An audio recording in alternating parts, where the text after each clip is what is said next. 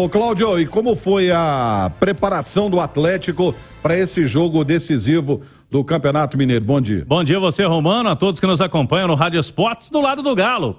Uma semana importante, na verdade foram 2 semanas, né, de preparação, e o técnico Kudê, que vinha aí mesclando bastante o time, principalmente no Campeonato Mineiro, né? A gente pode contar nos dedos jogos que o Atlético utilizou o seu time titular no estadual, até porque estava dividindo com mata-matas de Libertadores da América. O Galo precisava chegar na fase de grupos, que era o torneio mais importante até então e continua sendo. Agora, para essa partida da primeira da final, o Galo quer, no mínimo, manter a vantagem. Eu destaquei em manchete que, se possível, ampliá-la. O Atlético pode jogar por 2 empates, uma vitória e uma derrota com o mesmo número de gols, que levanta o título no outro domingo.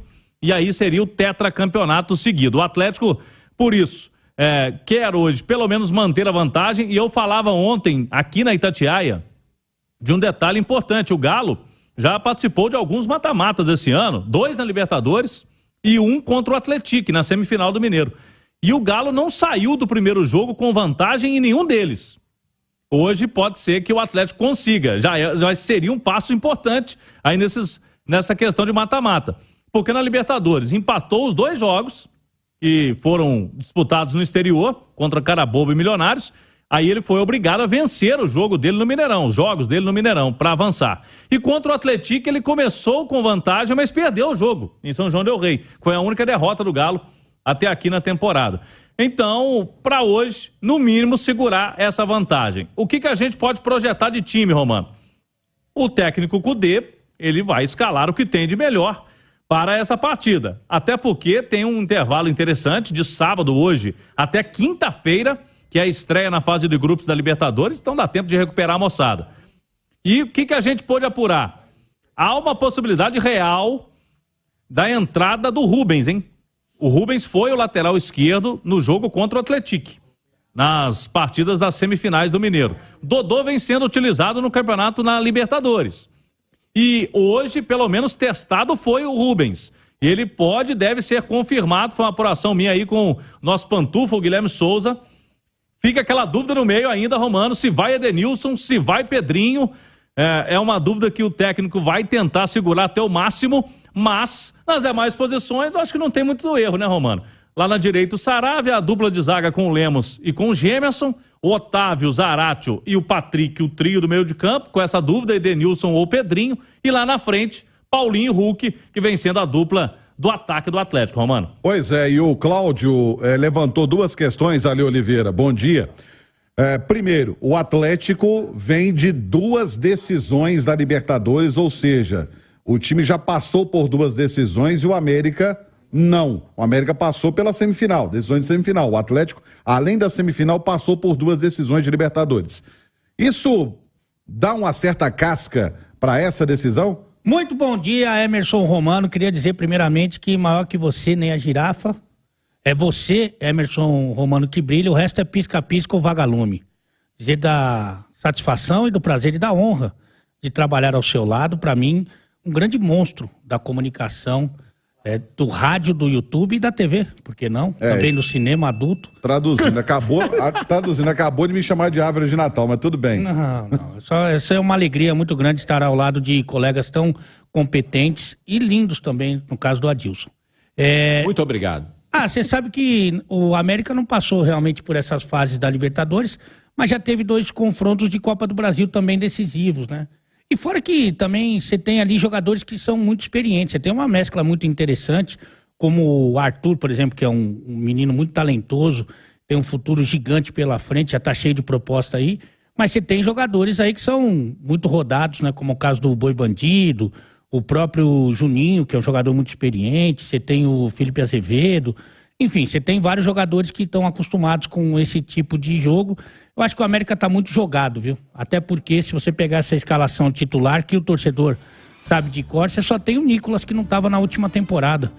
Então o elenco se conhece muito as ideias do seu treinador, e eu acho que isso é um elemento facilitador.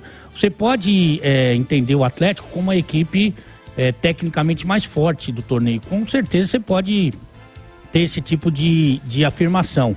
Mas a mais entrosada, mais encaixada, mais redondinha é a equipe do América, sem dúvida alguma. Pois é, uma pergunta para os dois comentaristas. O Cláudio Responde em jogral ou vai? Não, um e outro tá bom, tá ótimo. Você vai perguntar do time do Galo? Não, o que time tá do... pipocando uma possível outra notícia aqui, hein? Opa! Então solta. Pode pintar o Pavon no time. Ei. Pavon pode ser titular do Atlético. E aí seria no lugar de quem? Pode ser que não jogue nem Pedrinho nem Edenilson. Ele pode colocar o Pavon na direita, porque sinceramente não acredito que ele vai tirar nem Paulinho nem Hulk. Mas aí ele, quando o Pavon jogou mais aberto pela direita, ele usou o Mariano também, né? Ele usou o Mariano, que fica um pouco mais para fazer a saída de bola, mudou um pouquinho o jeito do Atlético jogar e liberou o Pavon do lado.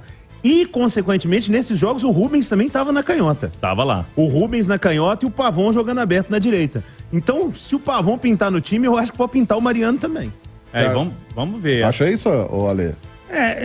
É porque a gente tem que pensar no jogo de hoje e também ficar olhando assim pra sequência, né? Jogo de quinta, né? Quinta, por exemplo, ele não tem o Pavon. Eu falo assim, então, querendo usar mais o elenco... E na quinta, ele só tem Vargas e Paulinho. Isso aí. Pro ataque. Ele só tem Vargas e Paulinho. Então, talvez hoje, até se ele puder dar uma segurada em algum desses dois, se ele conseguir controlar o jogo, porque é uma final, né? Ele não é pra poupar jogador. Mas é uma preocupação, porque ele não tem Pavon, não tem Hulk, não tem essa turma pra jogar na quinta-feira, não. Na verdade, é uma sequência de decisões, né? É. Você tem aí o jogo de hoje, que é uma decisão, evidentemente. Eu considero o jogo da Libertadores uma decisão, porque você tem que fazer... Principalmente esse jogo é o jogo que você tem que ganhar como mandante, para depois você vai terminar a sua fase de grupos lá contra eles. São 2 jogos fora, né? E a verdade, a função do Libertad nesse grupo é tirar um brasileiro. Tá bem claro. É tirar um brasileiro, né? Da segunda fase. Você tem essa decisão, você tem a Copa do Brasil, que é um caráter decisivo, e depois já começa o Campeonato Brasileiro. Então, uma sequência que ele tem que planejar direitinho com quem pode jogar que jogo que é mais para característica de tal jogador.